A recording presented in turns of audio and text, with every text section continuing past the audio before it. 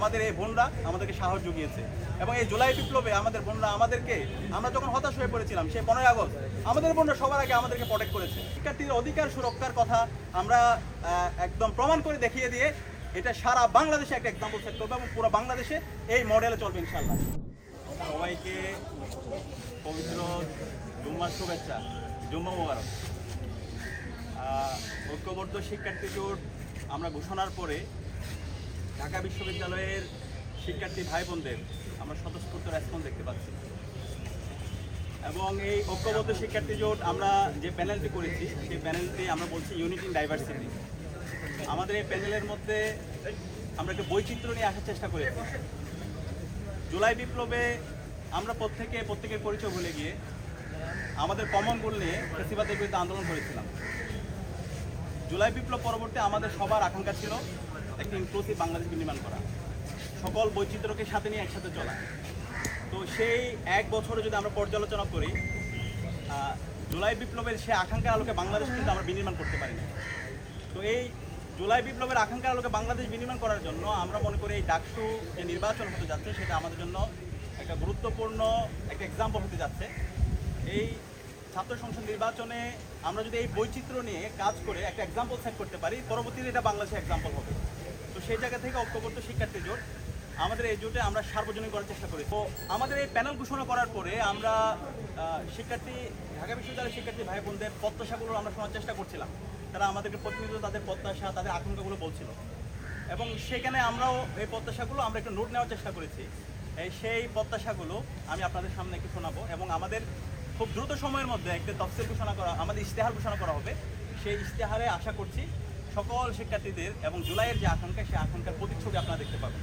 তো প্রথমত আমাদের এই ঢাকা বিশ্ববিদ্যালয়ে আজকে 100 বছর আমরা পার করেছি। স্বাধীনতা পরবর্তী আমরা আজকে 5 দশক পার করছি। এই ঢাকা বিশ্ববিদ্যালয়ে এতদিনে আমাদের শতভাগ আবাসন ব্যবস্থা হওয়ার কথা ছিল, কিন্তু আমরা এই 100 বছর পার হওয়ার পরও, স্বাধীনতার 5 দশক পার হওয়ার পরও আমাদের এই ঢাকা বিশ্ববিদ্যালয়ের শিক্ষার্থী আমাদের ভাই বোনদের আবাসন সংকটে তাদের সময়গুলো যাচ্ছে, তাদের কষ্ট করতে হচ্ছে। একজন শিক্ষার্থী যখন সে গ্রাম থেকে আছে, আমাদের ঢাকা বিশ্ববিদ্যালয়ের অসংখ্য শিক্ষার্থীরা তারা মফস্বল গ্রামগঞ্জ বিভিন্ন জায়গা থেকে আসে, অনেক বড় স্বপ্ন নিয়ে তারা এই ক্যাম্পাসে আসে। আসার পর যখন দেখে হচ্ছে সে এখানে একটা সিট পাচ্ছে না, তার একটা পড়ার টেবিল নাই, তখন তার মনটা অনেক ছোটো হয়ে যায়। তো সেই জায়গা থেকে আমরা কথা দিচ্ছি ইনশাআল্লাহ আমরা আল্লাহ রহমতে যখন আমাদের শিক্ষার্থীদের ম্যান্ডেট নিয়ে আমরা যখন বিজয়ী হয়ে আসবো, আমরা এটা একদিনে পারবো না, এটা একটা দীর্ঘমেয়াদী প্ল্যান থাকবে, একটা শর্ট মেয়াদী প্ল্যান থাকবে। আমরা এই ঢাকা বিশ্ববিদ্যালয়ের সকল শিক্ষার্থীদের জন্য আমরা আবাসনের ব্যবস্থা করবো ইনশাআল্লাহ এবং সেটার জন্য এটা বিশ্ববিদ্যালয় পড়াশোনার পাশাপাশি আমাদের প্রাইভেট যে ইনস্টিটিউশনগুলো আছে তাদেরকে এঙ্গেজ করতে হবে। এই পাবলিক প্রাইভেট একটা হচ্ছে পার্টনারশিপের মাধ্যমে আমাদের এই কাজগুলো করতে হবে। তো এই কাজগুলো করব, আমাদের হলের একজন শিক্ষার্থী তার সিট পাওয়া, তার একটা সুন্দর পড়ার টেবিল থাকা, পাশাপাশি তার লাইব্রেরি যে ফেসিলিটি থাকা। আমাদের পরিচয় কিন্তু হলের পরিচয়, আগে ডিপার্টমেন্টের চাইতে আমরা আগে হল বলি। তো এই হলের শিক্ষার্থীদের যে ফেসিলিটিগুলো থাকার কথা, আমি কিছুদিন আগে তুরস্কে গিয়েছিলাম, ওইখানকার শিক্ষার্থী, এর আগে আরও কয়েকটা রাষ্ট্রে গিয়েছিলাম, তাদের শিক্ষার্থীদের এই হলে থাকা, তাদের খাওয়া দাওয়া এগুলো নিয়ে চিন্তা করতে হয় না। হলটা হয় একটা কোকারিকুলাম অ্যাক্টিভিটিসের একটা প্রাণকেন্দ্র। তো এই আমাদের হলগুলোতে যে অডিটোরিয়ামগুলো আছে, সেই অডিটোরিয়ামগুলো কোনো অ্যাক্টিভিটি নাই, সেখানে কোনো কালচারাল অ্যাক্টিভিজম নাই। তো আমরা এই হলগুলোর অডিটোরিয়ামগুলোকে আমরা ফাংশনাল করব এবং এখানে এই যে আমাদের জুলাইয়ের যে আকাঙ্ক্ষা বলছি, সেই জুলাইয়ের আকাঙ্ক্ষা যদি আমরা সারা দেশব্যাপী ছড়িয়ে দিতে চাই, সেটা যদি আমরা জাগ্রত রাখতে চাই, অবশ্যই আমাদের এই হলগুলোকে একটা কালচারাল সেন্টার বানাইতে হবে এবং হলের অডিটোরিয়ামগুলোকে আমরা ফাংশনাল করব। এবং এর পাশাপাশি হলের আমাদের গেমস রুম আছে, গেমস রুমগুলো দেখা যাচ্ছে একই রুমে গেমস রুম, একই সাথে হচ্ছে টিভি রুম, একই সাথে স্পোর্টস রুম, একটা হচ্ছে কনজাস্টেড। তো এইগুলোর কিন্তু একটা মেগা প্ল্যান নেওয়া যায়। তো আমরা ইনশাল্লাহ নির্বাচিত হয়ে এসে এই সব কাজ আমাদের রুট ম্যাপের আলোকে গেমস রুম থেকে শুরু করে আমাদের যে স্পোর্টস রুম এবং আমাদের হলের কিছু মাঠ আছে, অনেক মহসিন হল থেকে শুরু করে, এই মাঠগুলোর পরিচর্যা নাই, সেই মাঠগুলো পরিচর্যা করা এবং যারা অ্যাথলেট আছে আমাদের রেগুলার খেলাধুলার ব্যবস্থা করা, সেই আয়োজনগুলো আমরা রেগুলার করব। এবং এর পাশাপাশি আমাদের হলে আমরা যারা থাকি, আমাদের স্বাস্থ্যের সুরক্ষার বিষয়টা খুবই ভয়াবহ অবস্থা। আমাদের শিক্ষার্থীরা একই সাথে তাদের খাদ্যের অনিরাপত্তার কারণে আমাদের স্বাস্থ্যের অবস্থা দিনে দিনে ভঙ্গুর থেকে ভঙ্গুরত হয় এবং আমাদের এই শিক্ষার্থী ভাই বোনদের যে হচ্ছে ট্রিটমেন্টের মৌলিক যে চিকিৎসা, সেই চিকিৎসার ব্যবস্থা আমরা দেখতে পাই না। আমাদের যে মেডিকেল সেন্টার আছে সেখানে গেলে হয়তো একটা নাফ আপনি যাই জানো, ওই যে প্যানাসিয়া, কিউরল, সর্বরোগের ওষুধ হচ্ছে আপনাকে একটা নাফা ধরাই দিবে। তো সেটার এই যে ঢাকা বিশ্ববিদ্যালয় মেডিকেল সেন্টার সেটাকে আমূল পরিবর্তন করতে হবে। এবং একই সাথে শুধু ঢাকা বিশ্ববিদ্যালয় মেডিকেল সেন্টার না, অনেকগুলো হচ্ছে আমাদের হাসপাতাল আছে, সেই হাসপাতালগুলোর সাথে আমাদের MOU করে আমরা শিক্ষার্থীদের বিভিন্ন টেস্ট এবং ঢাকা বিশ্ববিদ্যালয়ের শিক্ষার্থীদের তাদের রিলেটিভ যারা আছে তারাও যেন এই ফেসিলিটিগুলো পায় সেটা আমরা এনশিওর করব। এবং চিকিৎসার এই জায়গায় আমরা ইতিমধ্যে আমাদের ইশতেহারে আমরা সাজাচ্ছি, আশা করছি আপনারা সুন্দর একটা রোডম্যাপ আমাদের এখান থেকে পাবেন। লাইব্রেরিটাকে যদি আমি এনরিচ না করি তাহলে বা এখান থেকে কীভাবে নলেজের উৎপাদন হবে? মানে আমরা যে ঢাকা বিশ্ববিদ্যালয় যে আমরা প্রাচ্যের অক্সফোর্ড বলি, বাংলাদেশের শ্রেষ্ঠ বিশ্ববিদ্যালয়, কিন্তু এই লাইব্রেরিটাকে যদি আমরা এভাবে জীর্ণ অবস্থায় রেখে দিই তাহলে তো আমাদের ভাগ্যের পরিবর্তন হবে না। এখান থেকে সাহিত্যিক, প্রাবন্ধিক, গবেষক, একাডেমিশিয়ান এগুলো তো তৈরি হবে না। তো সেই কারণে আমরা এটা আমাদের কমিটমেন্ট, আমরা এই লাইব্রেরিটাকে ওয়ার্ল্ডের টপ ক্লাস একটা লাইব্রেরি বানানোর জন্য আমরা সর্বাত্মক প্রয়াস চালাবো এবং ইনশাল্লাহ আমরা এটা পারবো ইনশাল্লাহ। এর পাশাপাশি আমাদের ঢাকা বিশ্ববিদ্যালয়ের সেন্ট্রাল মসজিদ, দেখেন ঢাকা বিশ্ববিদ্যালয়ের এই মসজিদটা অনেক ইতিহাসের সাথে জড়িত। এইটা একটা কালচারাল সেন্টার হওয়ার কথা।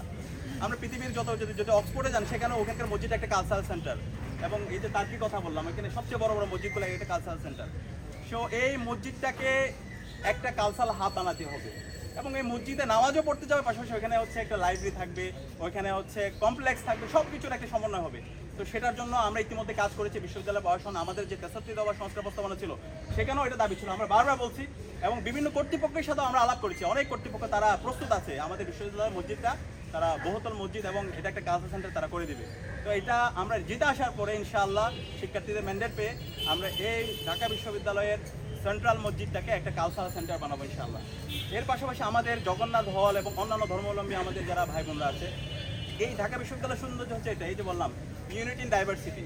আমাদের যে সাংস্কৃতিক বৈচিত্র্য আছে, আমাদের যারা হচ্ছে উপজাতি ভাই বোনরা আছে, তাদের যে বৈশাখী সংগ্রাম, এই যে কর্মসূচি, এই সবগুলো আমরা একসাথে বাস্তবায়ন করা, এটা কিন্তু বাংলাদেশের ঐতিহ্য। এবং আমি ছোটোবেলা থেকে, আমার যেহেতু বাড়ি হলো খাগড়াছড়িতে, ছোটোবেলা থেকে এই যে এই পাহাড়িদের যে উৎসবগুলো আছে, বৈশাখী, সাংগ্রাই, এগুলো করে করে আমরা বড় হয়েছি। আমরা একসাথে এটা ছোটোবেলা থেকে, এখানে ফরহাদের বাড়িও রাঙ্গামাটিতে এবং আমরা অনেকে আছি।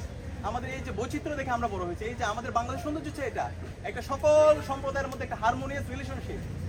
এই যে হারমোনিয়াস রিলেশনশিপ, এটাকে ভাঙার জন্য বিভিন্ন পক্ষ বিগত সময় চেষ্টা করেছে। একটা হচ্ছে ওরা ভার্সেস আমরা, এইভাবে ভার্সেস তৈরি করার চেষ্টা করছে। কিন্তু আমরা নির্বাচিত হয়ে আসার পরে ইনশাল্লাহ এই ভার্সেসের রাজনীতি বাংলাদেশে চলবে না।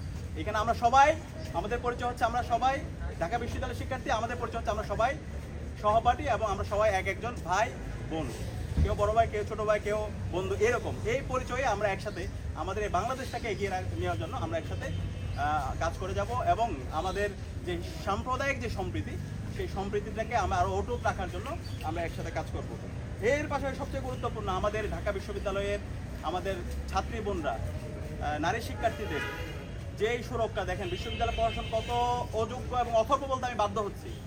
আজকে এই প্রতিষ্ঠানে 100 বছর পার হয়েছে, আজকে ঢাকা বিশ্ববিদ্যালয়ে আমাদের স্বাধীনতা 5 দশক পার হচ্ছে, কিন্তু মাত্র কেন 5টা হল থাকবে আমাদের ছাত্রী বোনদের জন্য? আপনি আপনার মায়ের দিকে একটু তাকান, আপনার বোনের দিকে একটু তাকান। এগুলো কেউ আল্লাহর ওয়াস্তে কেউ করেন না।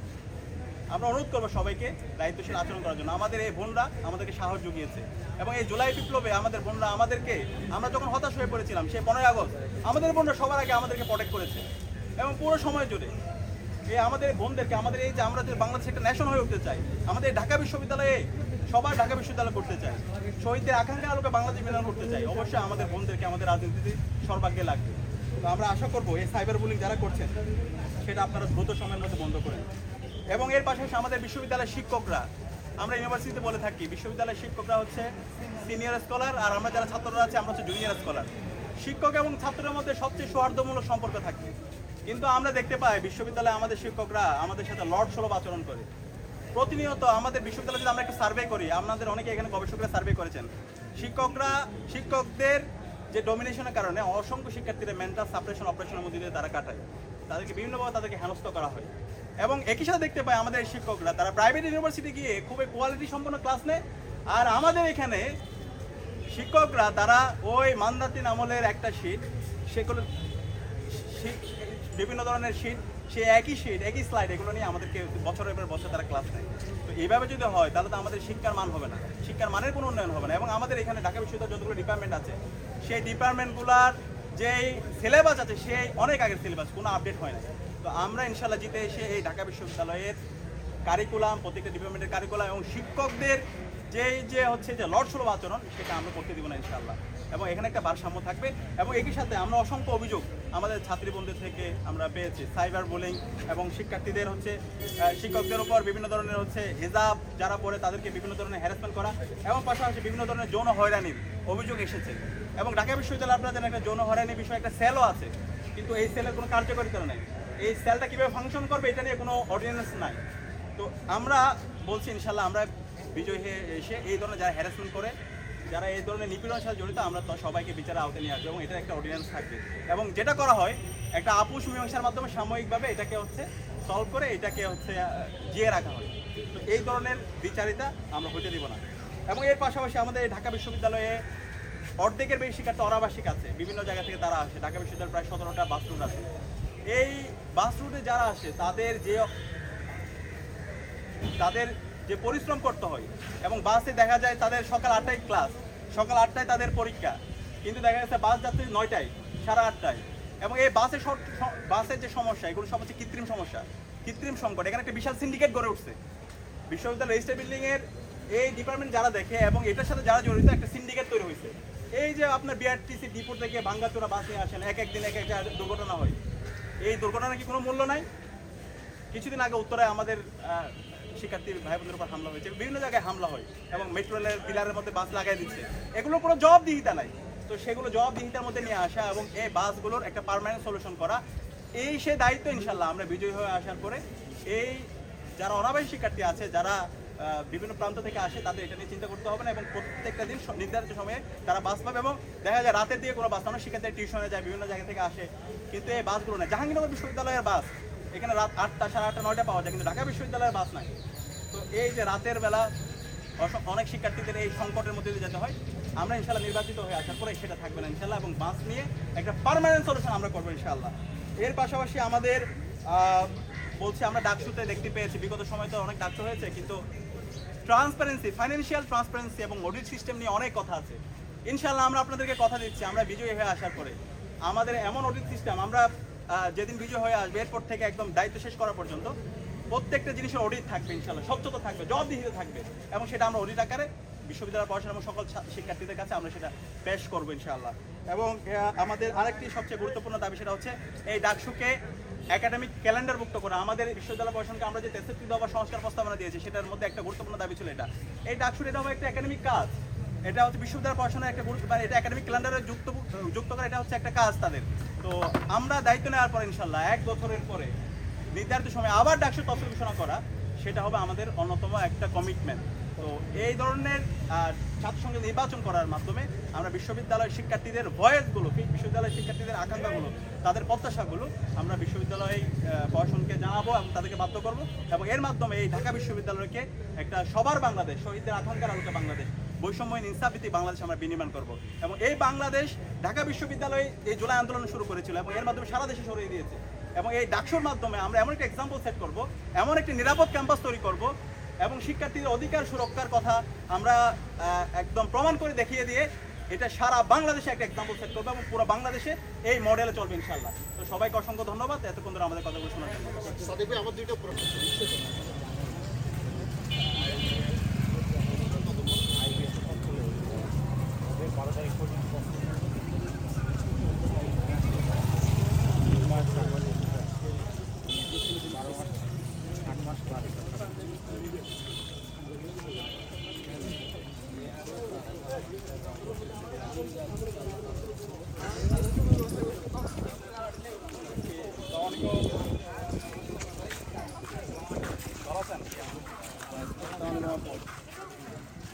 আপনি ছোট নাকি বন্ধ? হ্যাঁ না ভোটার ভোট চাচ্ছি। আচ্ছা আচ্ছা, না ভোট না, আমি দোয়া দেওয়ার জন্য আসছি।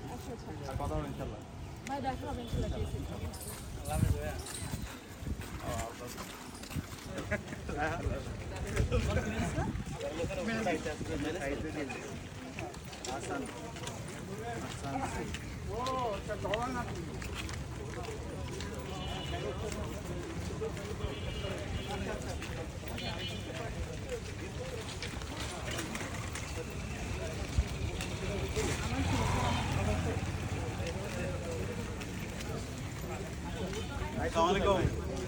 আছেন আপু? ভালো আছেন? গতকাল দেখেছিলাম। হ্যাঁ হ্যাঁ হ্যাঁ হ্যাঁ দোয়া করেন আপু। মেয়েরাই তো আপনাকে সারা দিচ্ছে ভাই। ইনশাআল্লাহ। Thank you ভাই। আমি কিন্তু চাচ্ছি, দোয়া করে। Thank you ভাই।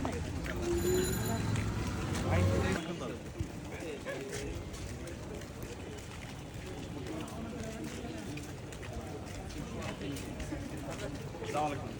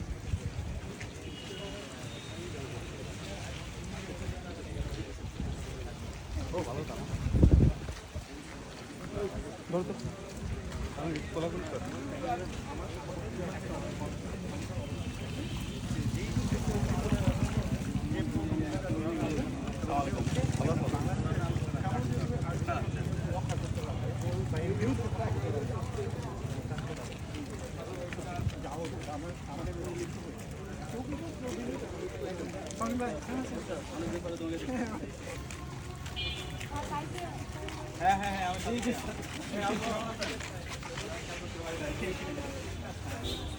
আন্টি ভালো আছে? আসসালামু আলাইকুম। আপনি মানুষ জঙ্গল নিয়ে যাচ্ছেন কিন্তু কিছু বলবেন না না ধরবেন না, আমি নামাজ পড়তে গেছিলাম এখানে, ছোট হয়তো দেখা হয়ে গেছে। দোয়া করবেন। হ্যাঁ ভাইয়া। আসসালামু আলাইকুম। দেখা হয়নি পরে।